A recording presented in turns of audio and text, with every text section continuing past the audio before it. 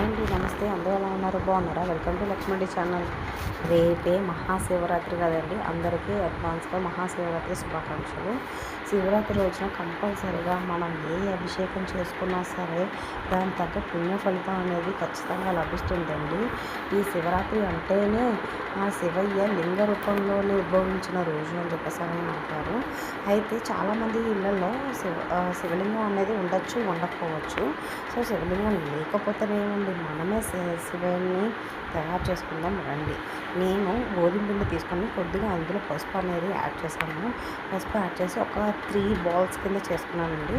First ball అయితే కనుక చూడండి, ఒక చిన్న గిన్నె, మీరు ఏదైతే సైజ్ చేసుకున్నారో ఒక చిన్న గిన్నె తీసుకొని అందులో మీకు చూపిస్తున్న విధంగా చూడండి, అందులో పెట్టేసేసేసి జస్ట్ ఇలా మనకి ప్రెస్ చేసిన తర్వాత దాన్ని మనం ఇలాగ బౌల్లో రివర్స్ చేసి ట్యాప్ చేస్తే మనకి ఈ విధంగా శివలింగం అనేది కిందది పైది అనేది రెడీ అయిపోతుంది.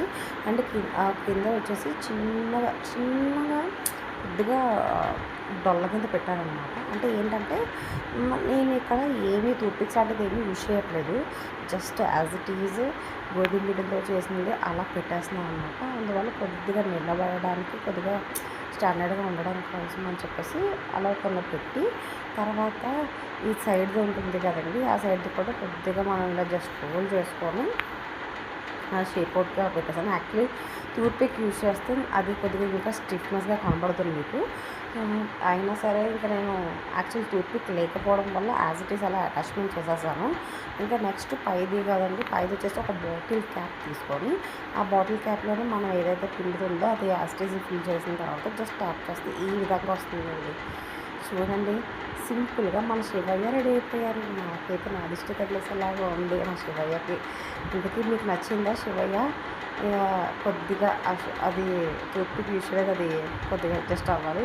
అండ్ పాము కూడా ఉండాలి కదండి, పాము కూడా రెడీ చేసేసాను. ఎలా ఉంది ఫైనల్ అప్పుడు చూపిస్తాను. అంతే, బాయ్.